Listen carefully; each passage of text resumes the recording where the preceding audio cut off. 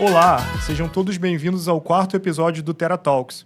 Eu sou o Jonathan Vergetti, gerente de segurança da informação da Terra, e hoje trouxemos dois convidados muito especiais para conversar sobre privacidade de dados e segurança da informação junto à comunidade LGBTQIAPN+. Se você tem dúvidas sobre como o tratamento de dados é realizado junto a essa comunidade, quais são os desafios da privacidade junto a esse tema, acompanha com a gente e vem saber um pouquinho mais. Pessoal, muito obrigado pela presença de vocês, é um prazer ter vocês aqui. Para a gente poder começar essa conversa, eu gostaria que vocês primeiro se apresentassem, falassem um pouquinho do histórico profissional de vocês e com que vocês trabalham para a gente começar.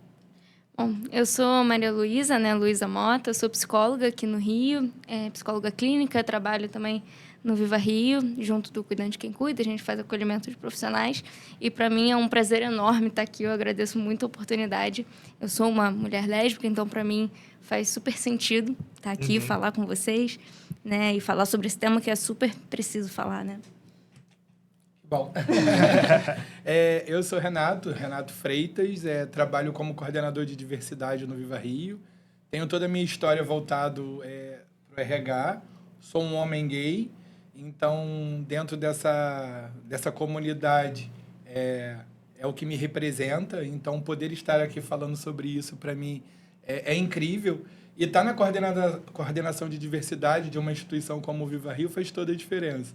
Porque a gente pode executar esse trabalho e ser voz, às vezes. Então, é bem interessante para a gente. E é um prazer estar aqui para poder falar sobre esse tema. Que bom.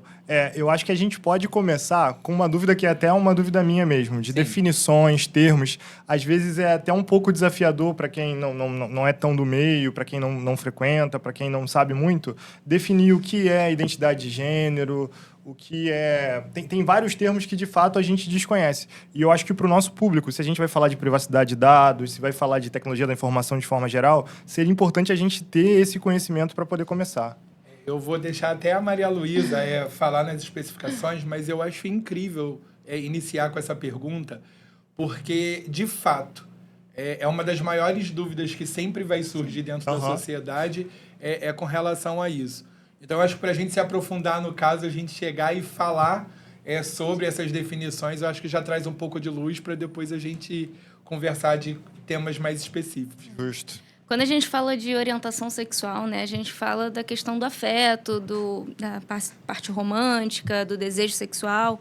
Então, é com quem você se afiniza para ter algum tipo de relacionamento, né? Então, existe o heterossexual, existe o homossexual, o bissexual, o pansexual, né? O homossexual é o gay, a lésbica, né? O pansexual e o bissexual que se relacionam com 2 ou mais gêneros, né? Hoje a gente já entende que existem mais de 2 gêneros, não existe só o feminino e o masculino, né? O homem e a mulher.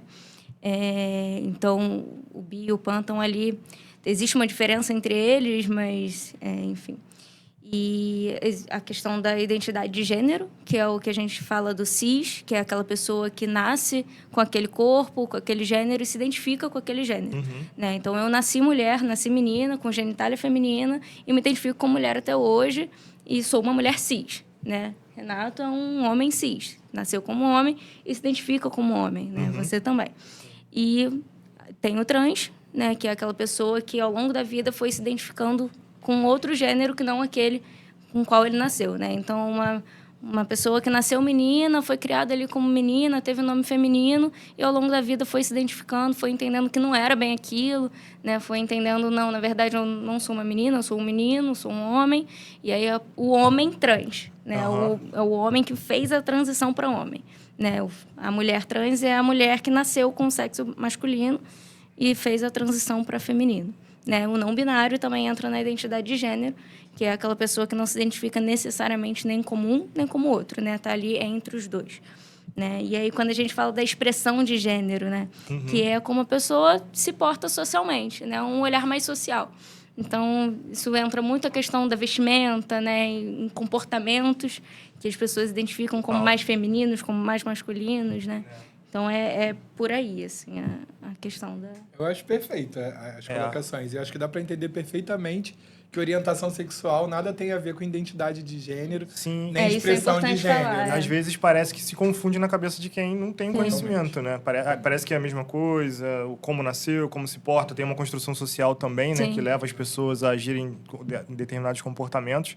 Mas eu acho que, assim, para a gente começar a nossa conversa aqui, tá bem claro a separação dos assuntos. Eu acho que a questão que as pessoas confundem muito, né, a questão da orientação sexual, né, da sexualidade, com a identidade de gênero, porque existe muita questão do trans, né? Ah, mas como assim? É trans, mas é hétero?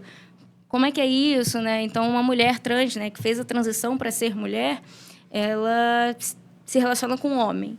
E aí ela é uma mulher trans hétero, porque ela é uma mulher, se identifica como mulher, mas se relaciona com um homem. Né? E aí existe a pessoa trans homossexual, né? Uma mulher trans que se relaciona com mulheres, né? E aí tem aquelas falas, né, mas não era mais fácil ficar, né? Nossa. Né? Porque uma mulher homossexual, né? Uma mulher trans lésbica, mas já era homem, não era mais fácil? Não, porque não era a verdade dela, né? Então, sim. existem essas questões, né? Da diferença da orientação sexual para a identidade de gênero. Na dúvida, o importante é respeitar e É isso. saber... Sim, cordialidade, entender. respeito, Exatamente. é o que ordena, né? Então, assim, a gente pode perceber que a orientação sexual ela é um dado pessoal, porque informa alguma coisa sobre alguém.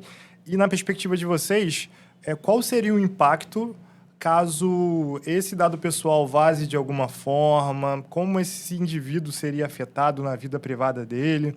Como vocês encaram a necessidade de proteção de dados aplicada diretamente a essas questões que são muito sensíveis?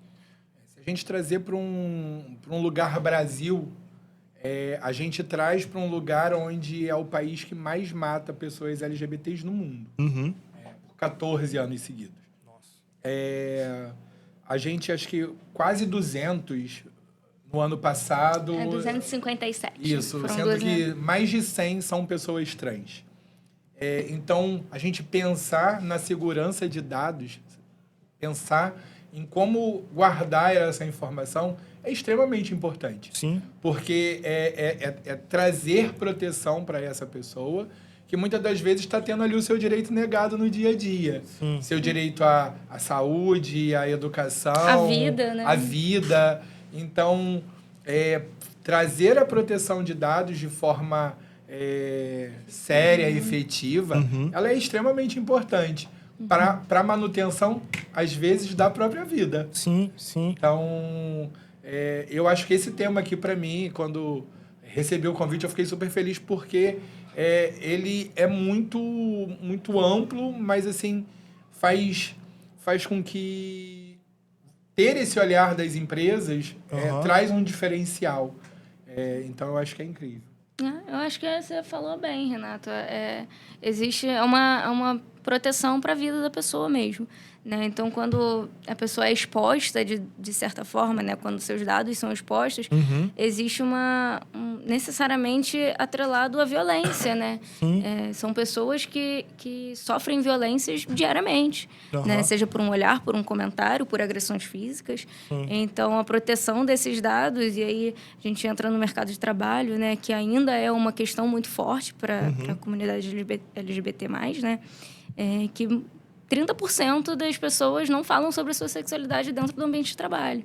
Então, se essas informações são expostas, como que fica isso? A gente não sabe o que a pessoa está passando, se já sofre algum tipo de violência, né? Então, qual é o histórico ali que existe? Então, tem que ter essa atenção, esse cuidado.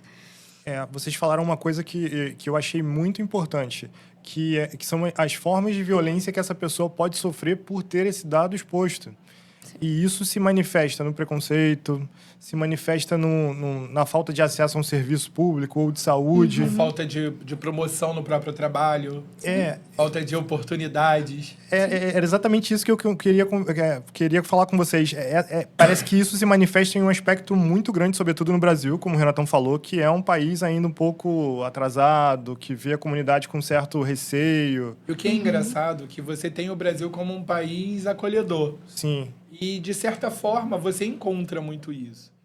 Mas a gente ainda encontra essa violência aí de uma forma muito presente na vida da pessoa LGBT. E, assim, eu acho que a gente traz para a questão Brasil, mas a gente tem uma questão que eu acho que vale a pena falar sobre essa proteção de dados, que em mais de 60 países, ser LGBT+, é proibido.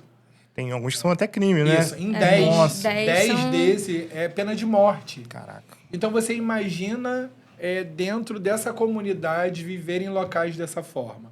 Se ela não tiver essa proteção ali dos dados, a segurança dos dados dela, ela ter isso vazado é realmente ainda maior uma preocupação. É. Uma pessoa que vive ali em constante Estresse, né? estresse e Angústia, ansiedade. Assim. Então, pensa, a pessoa se entende como LGBT e realmente não pode ter a liberdade de ser quem realmente ela é, porque em alguns lugares esse direito ele não existe, entendeu? Uhum. Sim, sim. E outra coisa que vocês falaram também que eu gostaria de comentar como é que o Brasil tem lidado com essa situação? Eu percebo que não são todas as organizações que têm um trabalho que, de fato, promovem ações internas sobre a comunidade LGBT+. Uhum. Como é que isso está acontecendo, assim? Eu sei que você trabalha em programas de diversidade, né? Sim, eu trabalho como na coordenação de diversidade. A gente já fez alguns eventos bem interessantes relacionados à empregabilidade, empreendedorismo, saúde mental. Então, assim, eu vou iniciar e depois a Malu complementa. Tranquilo. Que eu acho que é um tema que eu gosto muito. Eu acho que a nossa sociedade, eu vou pensar assim no público-privado, dentro das empresas, eu vou trazer para a questão de empregabilidade, que é a minha área de atuação. Então, acho que a gente traz para ali e tem tudo a ver com a segurança da informação. Eu acho que as empresas têm feito muito. Muito mais do que já fizeram há um tempo atrás. Entendi. Mas ainda assim precisa melhorar bastante. Até porque, vou te dar um exemplo. Quando uma empresa não adere totalmente o nome social de uma pessoa trans que está entrando, naquele momento ali, muitas das vezes ela já está fazendo ali uma separação. Porque aquela pessoa não vai se sentir representada, ela vai ter o seu dado de nome exposto. Sim. Então, muitas das vezes isso vai gerar ali para ela um estresse, uma angústia, uma situação de que vai já sofrer preconceito e não vai ter as mesmas oportunidades. Mas voltando, a gente tem aí uma série de ações que já vem acontecendo, instituições sérias que vêm buscando trazer melhorias para a comunidade dentro dos governos, dentro das empresas privadas, mas a gente precisa evoluir muito. Evoluir muito ainda na questão de como eu recebo esse profissional, de como eu direciono ele, porque muitas das vezes as empresas até querem receber, mas no momento que elas recebem o LGBT mais como um todo, às vezes eles não sabem ali como manejar, como manejar. Até porque vão ter algumas questões que vão precisar, de repente, ter uma diferença, como no caso da pessoa trans. Existe toda uma parte documental de cadastro que vai ser feito ali dentro do nome o nome de registro. E isso já vai ficar lá. Então, vai ter esse cadastro, mas, porém, a identificação dessa pessoa dentro da instituição, dentro da empresa, precisa, sim, ser o nome trans. O nome da pessoa social. O nome que está ali que hoje, ela se identifica, identifica, né? O nome social, ele vem como uma forma de identificação mesmo, né? A pessoa trans, ela já sofre muita agressão de diversas formas durante a vida, durante o dia a dia dela, né? Então, o respeito do nome social dentro do ambiente de trabalho é essencial para que essa pessoa se sinta acolhida. Né? Hoje, a gente sabe que muitas das pessoas trans, elas não têm acesso ao sistema educacional, por exemplo, porque na adolescência, quando começou a se identificar como uma pessoa trans, precisou sair de casa obrigatoriamente. E aí, entre continuar na escola ou sobreviver, ela vai sobreviver. Né? Então, ela vai para outros caminhos. E quando ela não tem esse acesso, né?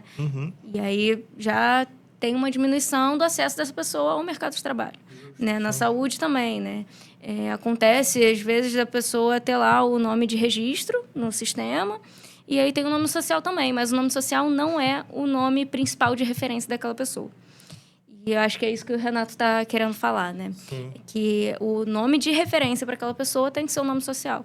Tem que ser a primeira coisa que aparece. Não pode ser o nome de registro. Não pode ser o nome que depois, quando a pessoa termina a transição e tem a sua certidão de nascimento corrigida, né, com o nome que antes era social, passa a ser o nome de registro dela. E aí toda a documentação fica como o nome que antes era o social, mas é o nome que ela se identifica. Então, essa pessoa, a gente passa a ser um nome morto, né? O nome de registro anterior passa a ser um nome morto, que a gente chama. Então, é essencial que seja esse nome que seja a referência dela. Mas avançamos muito já. Sim, né? sim. Avançamos muito. Acontece até, por exemplo, em locais de saúde, por exemplo. Eu já ouvi muito esses relatos de diversas pessoas que não vão ao sistema de saúde, né? Não necessariamente o Sistema Único de Saúde, né? Mas em qualquer sistema de saúde, em qualquer clínica, em qualquer lugar. E ela não se sente acolhida porque, quando ela está lá na recepção, é chamada pelo nome de registro.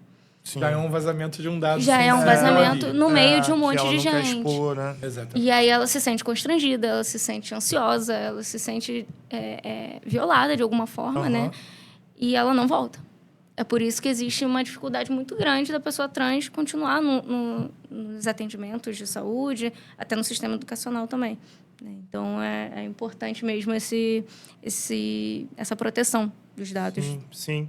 Eu percebo, quando vocês falam, eu percebo que existem duas situações um pouco diferentes.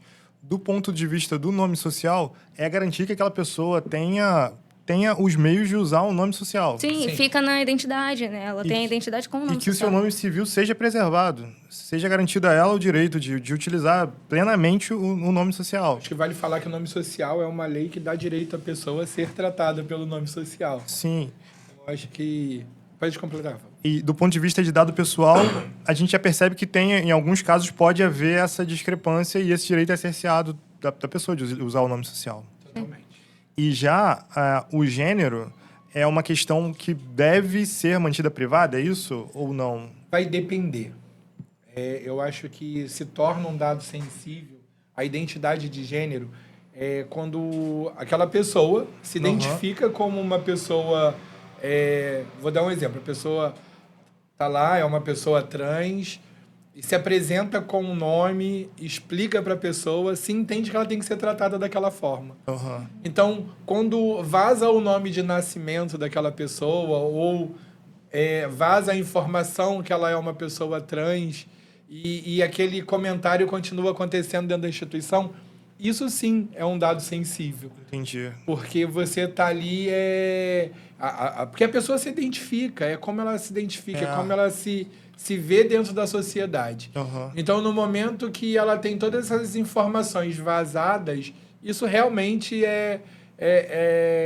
a pessoa vai se sentir mal com tudo isso, entendeu? Pode ter a situação que é vexatória, que a pessoa quer manter em sigilo, e pode ter a pessoa que já entende e pode manter público, né? E o que é engraçado é que você toca num ponto que, por um tempo, porque a gente também aprende o tempo todo. A gente é da comunidade e a gente está aqui aprendendo o tempo todo, porque eu acho que a gente não para de aprender.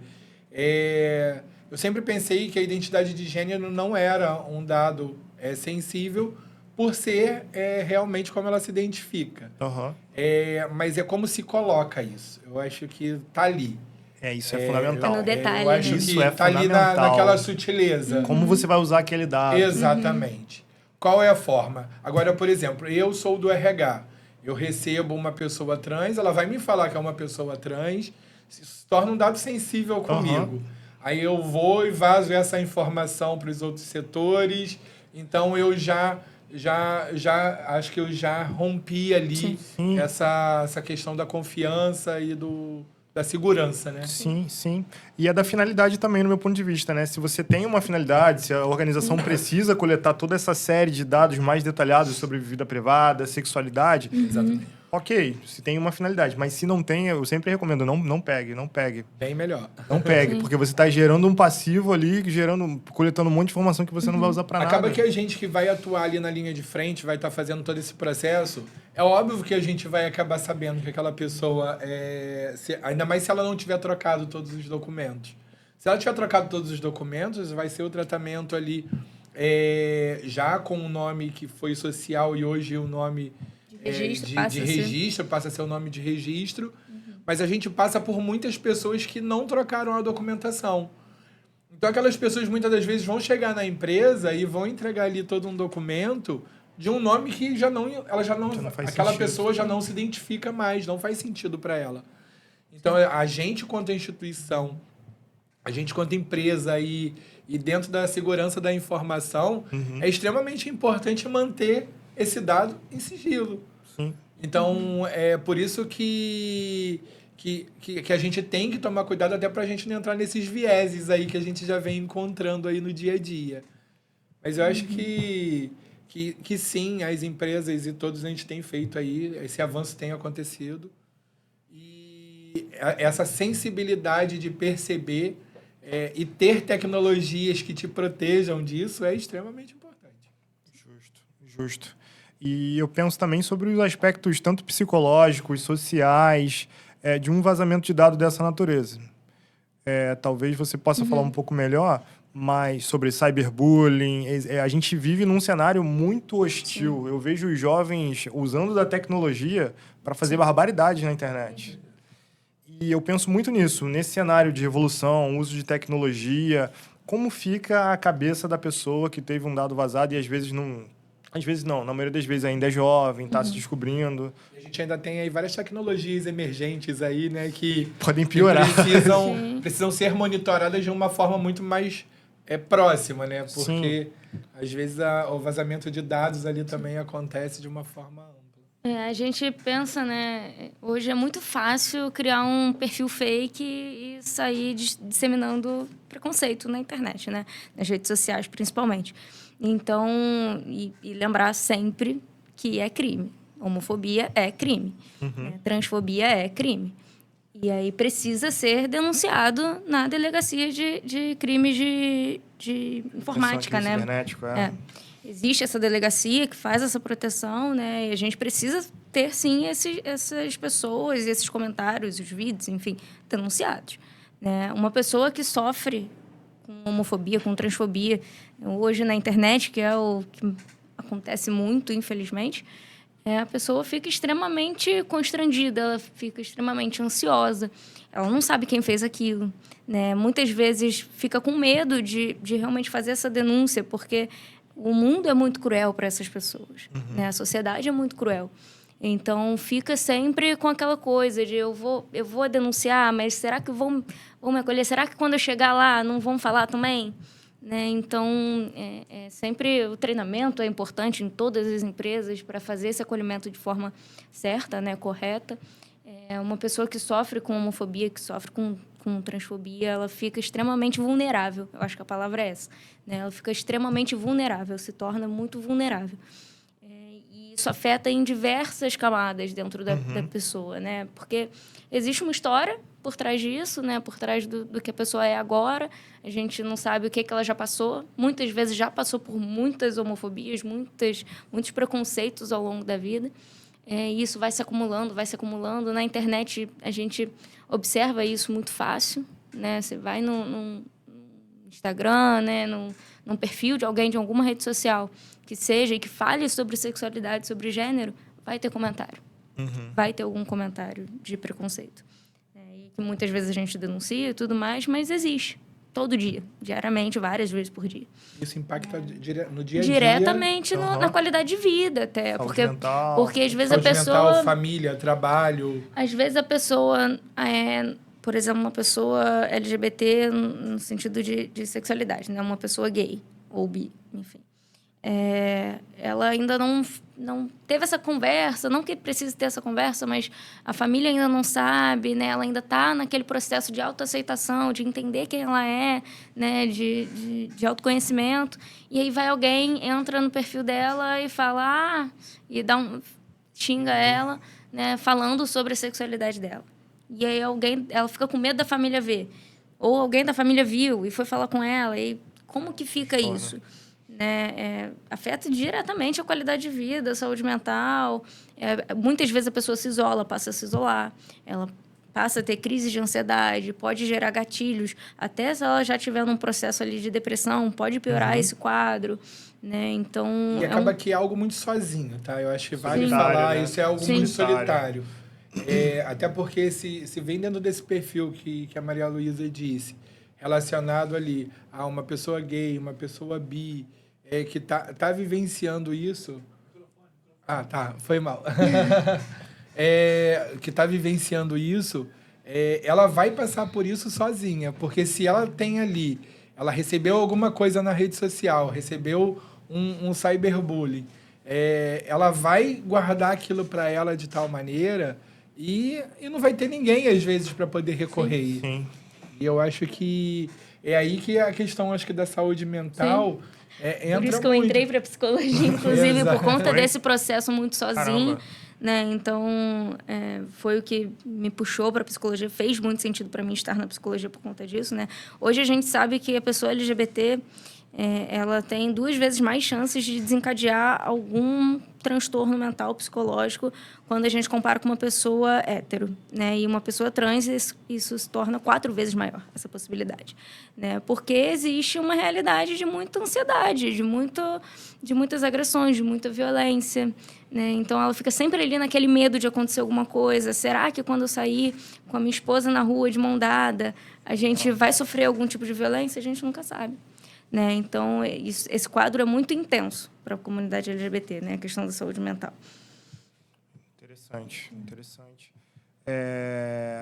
Ouvir vocês falando é uma coisa que, para mim, é completamente disruptivo, porque eu nunca tive o medo de andar com minha esposa de mão dada na rua. Sim. Então, abre muito a minha mente poder conversar com vocês sobre esse tipo de coisa. Os desafios parecem imensos e gigantescos. Isso até me remonta, Renatão, um desafio que a gente teve de parametrizar sistema. Parece que o mercado não está pronto para a adoção de algumas medidas de proteção de dados e de concessão de direitos para a comunidade LGBT+. Eu não sei se ele conversou com você sobre isso, mas a gente tem um sistema que a gente não tem campo para nome social. É um sistema... Eu cheguei a participar... Eu já fiz parte do time de RH também, né? Uhum. Então, eu cheguei a me familiarizar um pouco com isso. Uhum. Conversei algumas vezes com o Renato, a gente chegou a trocar sobre pesquisei essa... algumas outras empresas e elas não possuem. Não tem, é muito difícil. Esses sistemas não estão prontos para acolherem as pessoas trans. Então, do ponto de vista de TI, a gente entende que também existem desafios para conceder e fazer valer os direitos das pessoas. Porque, como um sistema de mercado não pode ter um campo de nome social, como isso é tão oneroso para a gente desenvolver, são questões que surgem e, assim, nessa perspectiva, eu queria saber de vocês. O que vocês têm feito para a gente apoiar essas questões voltadas à segurança da informação, à privacidade de dados? Essa questão do sistema ter o campo de nome social é uma delas. O que mais, assim, vocês vislumbram para fazer? Eu sei que tem todo o tratamento do próprio programa de vocês têm que tratar dados pessoais ali. Como é que vocês lidam com isso no dia a dia? Acho que, na verdade, já faz muito parte da gente, essa questão de lidar com dados sensíveis o tempo inteiro. Só que quando a gente encontra essas dificuldades, mas ainda assim é uma dificuldade, mas eu me sinto feliz hoje de poder falar sobre isso de uma forma muito mais aberta. Uhum. Porque hoje a gente pode reivindicar isso sabendo que em alguns anos atrás a gente não poderia. Isso não seria nem ouvido. Então, eu acho que essas empresas elas estão passando aí por esse momento de transição. Mas, voltando à sua pergunta, de que forma a gente contribui? A gente contribui realmente visualizando a necessidade e buscando a parceria das equipes de TI, da nossa direção, buscando a parceria dos gerentes das áreas para a gente poder fazer com que isso avance. Mas não é algo que você instala ali um dedo e a coisa acontece. Sim. É algo que é amoroso, porque tem uma série de parâmetros, acho que você vai entender muito mais do que eu, que vão impactar ali em toda a questão. Porque a gente sabe que a informação que vai ter que ir para os órgãos governamentais vai ser o nome de registro.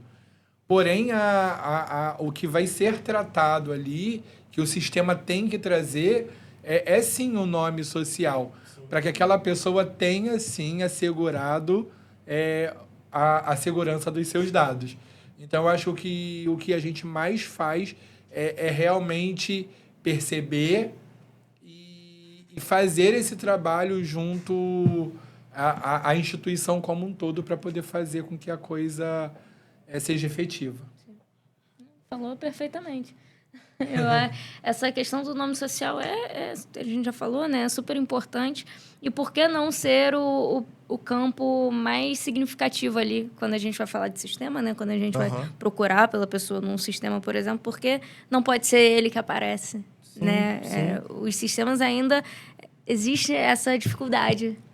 Mas é aquilo que a gente falou no começo. Talvez quem desenvolve o sistema, às vezes, nunca pensou, nunca sentou para conversar, nunca dialogou. Nunca reparou o quanto que isso pode ser danoso para alguém. Ter essa voz que fala, olha, na verdade, precisa essa é ter... a importância da diversidade, Jonathan. Porque quando você tem pessoas totalmente diferentes no mesmo ambiente, são perspectivas diferentes. Então, se você tem ali dentro da montagem de um processo, de um sistema, você ter todo esse tipo de pessoas e de comunidades e de coletivos vai sim trazer uma visão totalmente diferente. Mas eu acho que eu já conversei com você um pouco e eu sempre levo para você achando de grandes empresas que eu acho um absurdo um sistema não ter essa frente aí e ter esse dado aí respeitado e assegurado. Perfeito. E quando a gente fala de tecnologia, fala de sistemas, cada vez mais a tecnologia vem evoluindo. A gente tem a oportunidade de estar em um tempo hoje que a gente conversa sobre isso, porque o pessoal do passado não conversou. Mas, por outro lado, algumas tendências tecnológicas também assustam. Com certeza. Inteligência artificial, todo mundo falando, ChatGPT. Bem emergente, né? Muito emergente. Sim. Emergente a ponto de assustar, de fato. Na Lei Geral de Proteção de Dados, na LGPD, tem alguns conceitos ali que falam sobre tratamento de dado e não poder usar os dados pessoais de forma automatizada para gerar preconceito. Por exemplo, a gente está alimentando inteligências artificiais o tempo todo. Só faço um upload de uma planilha, coloco o nome de todo mundo lá, fico conversando com o ChatGPT. Essas coisas trazem uma preocupação. Por exemplo, imagina que eu coloquei uma série de dados pessoais com o pessoal da comunidade LGBT+, e eu acabo ensinando à máquina uma tendência preconceituosa. Isso é um debate que já tem gente conversando sobre isso. A gente sabe que muita gente vai utilizar ela de uma forma dentro ali dos padrões corretos. Sim.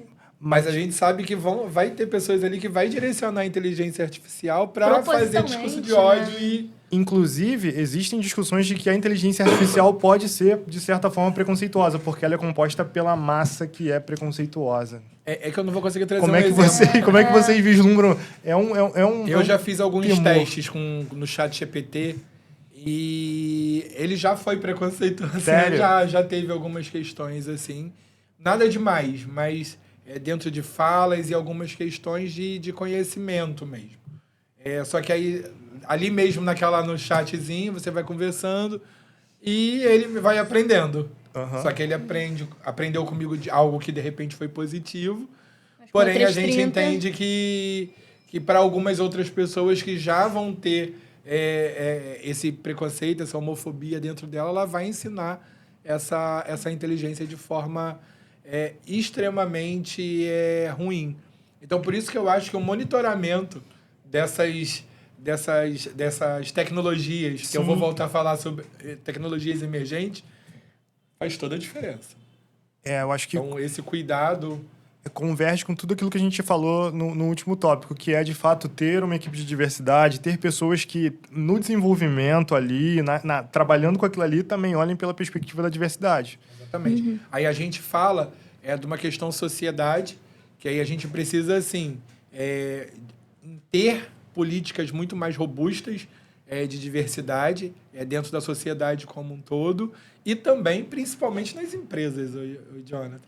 Porque é o dia a dia ali. Então, se você tem dentro das empresas ali políticas de diversidade, acompanhamento, monitoramento, treinamento, uma gestão presente, todo esse acompanhamento, a gente vai diminuir muito. Porque eu acho que vai ter. A gente é uma sociedade aí, uma geração. Eu acho que ainda precisam de algumas gerações mais para a gente poder chegar no ideal. Então, acho que a gente ainda vai encontrar muito. Até porque muita coisa é tratada como um mimimi, Jonathan. Né? A gente passa aí no dia a dia e muita coisa é tratada como um mimimi. Não vou ver isso não precisa ver isso, deixa pra lá. lá. Qual a importância? E eu costumo dizer que aquilo que afeta o outro não é mimimi. A gente tem que pelo menos ter ali um tempo para poder ouvir e tentar pensar da melhor forma possível. Então, acho sim, como a gente está falando, esse monitoramento, essa evolução dentro da sociedade, dentro das empresas, ele é extremamente importante. E dentro da empresa, eu acho que eu posso falar aí de cadeira que a parte de treinamento, ela faz total diferença. Falar sobre. Eu acho que você já deu algum exemplo de coisas que abriram já a sua mente. Sim. Então, acho que falar sobre é extremamente importante, porque aí você vai conhecer outras maneiras de pensar, outras maneiras de sentir, e eu acho que isso faz toda a diferença. Vai, Malu, porque senão eu falo... Quer complementar alguma coisa? Eu acho que você falou perfeito. As empresas, elas precisam estar atentas a isso, né? Essa questão do mimimi, ela é mimimi até a segunda página, até o momento, até onde você não é afetado. Então, não pode ser tratado como mimimi, né? Talvez existam pessoas que pensam muito, mas não tem ninguém aqui que é afetado por isso, então a gente não vai trabalhar isso agora. Mas e aí quando vai trabalhar, né? Vai esperar acontecer e aí... Será que é legal? Será que não valeria a pena você se precaver com isso? Né? Então, esses treinamentos, o Renato é maravilhoso dando os treinamentos de diversidade. Ela vai junto comigo às vezes, tá? Ela foi, né? É maravilhoso. E eu adoro, gosto muito. A gente é fã um do outro, né, esses treinamentos realmente fazem muita diferença. Porque quantas vezes a gente já não foi em lugares, né, em empresas, em unidades, enfim... E quando a gente tira dúvida, por exemplo, a pessoa fica com a mente aberta. Né? Eu falo, caraca, agora eu entendi isso. É por isso que eu não posso fazer tal comentário, é por isso que eu não posso agir de determinada forma, é por isso que a gente tem que modificar tal coisa aqui dentro para melhorar o bem-estar dos orientação sexual e não escolha sexual. Não opção. Não é opção. Ninguém escolhe sofrer homofobia todo dia. Ninguém escolhe não poder andar de mão dada na rua. Né? Quem tem consciência? Você pensa tudo isso e você ainda até ali... A sua informação, aquilo que você está ali guardando. A gente não está falando sobre armário, não. É sobre guardar mesmo uma informação de forma a se proteger de algo que, de repente, pode te afetar de uma forma ruim. Bacana. E legal vocês citarem também que conscientização, treinamento é a melhor forma de se construir uma cultura organizacional, né? Posso dizer que a segurança de dados, ela vai junto. Pelo mesmo caminho. Vai pelo mesmo caminho. Caminha muito junto. Junto, né? Num programa de conscientização pleno, uma organização precisa olhar para todas essas questões, seja segurança da informação, privacidade de dados, diversidade. Então, é de fato a melhor forma. Você pode ver que no final, todos convergir. Em algum momento vai convergir, porque a gente está aqui vivendo realmente em sociedade. Então, a gente vai ter o diferente, então a gente tem que trazer esse diferente para a gente entender como a gente protege todo mundo. Sim. Não grupo A, grupo B ou grupo C. A gente tem que pensar no todo mesmo. E pensando no todo, pelo menos eu tenho essa sensação de que os programas de diversidade, eles acontecem... geralmente em empresas de grande porte, empresas que têm uma consciência social um pouco maior. Isso é uma sensação minha ou, de fato, não é todo mundo que está fazendo? Como é que está? Você tá aqui... Não, é porque geralmente é uma tendência das grandes empresas. Até porque quando ela vai trazer uma mistura muito grande. Então, eu acho que passa a entender ali como uma necessidade de olhar para todos os lados para você poder ali contemplar todo mundo. Passa a ser uma demanda dentro da empresa ter esse programa de diversidade. Até porque quanto maior a empresa, a gente vai ter empresas grandes que vão começar a receber reclamações ou denúncias, ouvidorias relacionadas a todo esse campo. Então, chega um tempo que as empresas vão precisar olhar. Eu acabo sendo muito feliz que eu estou numa instituição que já olha para isso há muito tempo. Hoje a gente está ali com o nome do setor e tudo mais, mas a gente já olha para isso há muito tempo. Então, acaba que eu fico muito ali na condução de algo que sempre existiu, sempre esteve aberto a esse diálogo.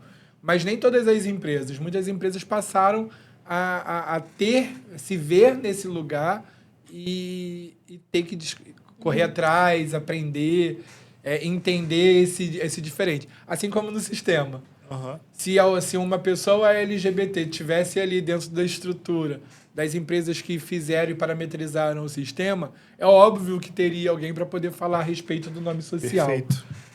Então, a gente entende que está ali, a gente está começando a ocupar os espaços. Hoje a questão do nome social dentro disso passou a ser uma demanda realmente necessária. Né? É necessário. Com a gente, no nosso caso... Aí né? você para ver, é necessário para a empresa, para saúde, para tudo. Para tudo. Para o acolhimento do próprio profissional, né? Para ele se sentir realmente acolhido, entendido, compreendido e realmente se sentindo fazendo parte daquela equipe, né? Perfeito, perfeito. A gente já está se encaminhando para o final, mas eu queria saber de vocês se vocês têm algum caso de algum vazamento, alguma coisa que já aconteceu, obviamente anonimizando a pessoa. Não, claro, eu acho que é uma coisa mais abrangente. A instituição. Se vocês tiverem qualquer coisa que queiram compartilhar com a gente nesse sentido, fiquem à vontade. Eu vou contar uma coisa um pouco maior. Fala beça, né, Maria Luísa? Fica tranquilo, fica tranquilo. Então, a gente tem há pouco tempo, acho que se eu não me engano foi esse ano, não vou falar o nome, uma plataforma de namoro que vazou os dados de milhões de pessoas. E dentro, só que assim, esses aplicativos de namoro, eles possuem a localização, o estado de saúde, Nossa. muitos telefones, rede social, uma série de coisas. Então, pensa, vazar os dados ali de milhões de pessoas, que isso pode ser, inclusive, aqui e lá naquele país que aquela pessoa não tem o direito de ser LGBT. Sim. Então, pensa, dentro desse caso onde um vazamento pode acarretar em algo muito sério. Uhum. Fatal até. Fatal. Né? Então, eu acho que essa importância... E cada vez mais os sites de namoro aumentam. Todo dia surge um. Todo dia surge um e você vai lá, preenche a sua localização. Tudo. Preenche uma série de coisas, idade, nome. CPF. E quando você vai ver, você entregou todos os seus dados ali, expostos para quem estiver ali próximo a você ou dentro daquilo que você espera. E aí você pensa se esses sites de namoro, esses aplicativos de namoro, eles não tiverem uma segurança da informação sólida. Como aconteceu esse vazamento, e acredito que muitas pessoas ficaram com medo e nervosas com esse vazamento. E hoje as pessoas estão cada vez mais exigentes quanto a isso, né? As pessoas estão atentas a essa questão da proteção de dados. As pessoas sabem que não pode vazar e aí ficam exigentes. Sim. Esse caso, por exemplo, quando a gente pensa, né, vazou em países que talvez a pessoa não possa ser quem ela é. Pois é. E aí? O que aconteceu com essa pessoa? Será que a pessoa não passou a se isolar, não passou a ter algum quadro de saúde mental, perseguida, né, com a sua vida colocada em risco por conta desse vazamento? Exatamente. É muito perigoso. A questão do vazamento de informação é realmente uma coisa muito perigosa. Questão de vida mesmo, né? De saúde, de vida, de tudo. Realmente é um olhar que a gente tem que ter muito atento, né? Que todo mundo tem que ter muito atento. E é uma mensagem que eu gosto de sempre deixar, de sempre reforçar. As pessoas têm tendência de só nem ler o que está aceito. Envia. Tu ia falar isso agora? Eu ia Pode falar fica à vontade. De verdade. Fica à vontade. Não, mas eu vou falar de outra forma. Eu acho que, como usuário, de repente, dos sites de namoro, eu acho que muitas das vezes, eu vou falar como um todo, eu acho que esses sites e tudo isso do aceito poderia ser um pouco mais claro em como eles armazenam os nossos dados. Sim. Eu acho que essa clareza ela não existe. Então, muitas das vezes na correria vai lá, aceita. E quando você vê, você está expondo ali os seus dados para quem quer que seja. Eu vou dar um exemplo para você. Às vezes, quando você está num site, um aplicativo, não estou falando nem do aplicativo de namoro agora, mas aí você entra lá no aplicativo e você quer inserir uma foto. Aquele aplicativo já pede acesso total Total. à sua Galeria. galeria. E todo mundo, acho que todo mundo, assim, acho que a maioria vai dar acesso total porque quer enviar aquela foto. Sim, e não sei se vocês já perceberam, tem alguns aplicativos que pede câmera, pede som, Tudo, e ele nem... Até ligação. E para a função nativa dele, você nem entende para que ele tá pedindo aquilo. Sim. Muitas Até vezes ligação. Eu fico chocada quando eu vou entrar em um aplicativo, baixo algum aplicativo novo, por algum motivo, e tem lá acesso à ligação aos seus contatos. Por quê? Pra quê? Mas aí, se você negar, você também não pode usar o você não aplicativo. consegue usar. Então, eu E vou mandar aí? uma mensagem para os nossos ouvintes. Se vocês têm esse hábito de só aceitar, assim, ler os termos e condições, eu sei que as letras são pequenas, mas sempre fique de olho naquilo. Porque na ocorrência de um incidente, se vazar, aí para buscar a responsabilização daquela pessoa, para você ver onde seu dado vazou, é muito complicado. E se já tem algum cybercriminoso usando para aquilo para alguma finalidade, você não Vou dar vai um saber. recado também, ó. E É você, não faça igual a mim. Siga o conselho do Jonathan, tá bom? Gente, Isso é bem importante. A gente conseguiu conversar. Eu acho que foi uma conversa que abriu alguns horizontes na minha cabeça, caixinhas que estavam completamente fechadas. Gostei muito de falar com vocês. Queria deixar aberto. Vocês querem deixar alguma recomendação, redes sociais, o que vocês quiserem falar, dar o recado de vocês aí, podem ficar à vontade. Aí, Maria Pode Luísa. falar primeiro, pode falar primeiro. Vai Vocês encerrar? vocês ficam... Eu encerro. Ah, então tudo bem. Não, eu estou extremamente feliz de estar aqui falando sobre esse tema. Como a gente falou, são temas que vão se convergir em algum momento. Então, a gente poder falar aí sobre a comunidade LGBT, a segurança da informação, dentro do conhecimento que eu tenho. Então, isso para mim me traz bastante alegria, porque é essa construção. É essa construção aí de poder falar abertamente. E obrigado aí por esse espaço que a Tera, que você está trazendo aí para gente. E é isso. Se quiser saber mais informações, segue lá o Viva Rio, que o Viva Rio tem lá todas as ações de diversidade. O meu pessoal é Cabral Renato. Uhum. E é isso. Um Bacana. beijo. Muito obrigado. Eu quero agradecer também a participação, né, o convite de vocês. Eu fiquei muito feliz de poder estar aqui e falar um pouquinho sobre esse tema que eu sou apaixonada em falar. Particularmente, gosto muito de estudar sobre LGBT e é realmente o que eu amo, de fato. E falar sobre essa questão da proteção de dados, né? Falar sobre a questão de informática, para mim, é super especial, porque é uma coisa que a gente não vê falando por aí, né? Então, a gente precisa enfatizar e bater na tecla, né?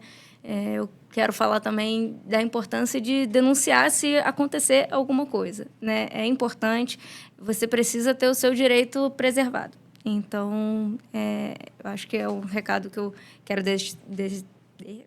deixar envolvendo aí toda essa temática. É isso, os temas se convergem, se cruzam o tempo todo, e é importante falar. Eu fico muito feliz de ter alguém falando sobre isso, de colocar isso na mesa, em pauta. A gente precisa falar realmente, Sim. porque as pessoas não pensam no quão delicado é esse tema, né? Quando a gente pensa na questão da vulnerabilidade da pessoa LGBT. Né? Sim, então, sim. é super importante. Eu quero agradecer de novo. Fiquei muito feliz. Eu agradeço. É isso. Se tiverem alguma dúvida, vai para o Instagram do Viva Rio. O meu Instagram é Luísa Mota Psi. Se quiserem me seguir também, eu falo bastante sobre isso nas minhas redes sociais. Então, realmente é um prazer enorme estar aqui. Muito obrigado, pessoal. Prazer. Obrigada.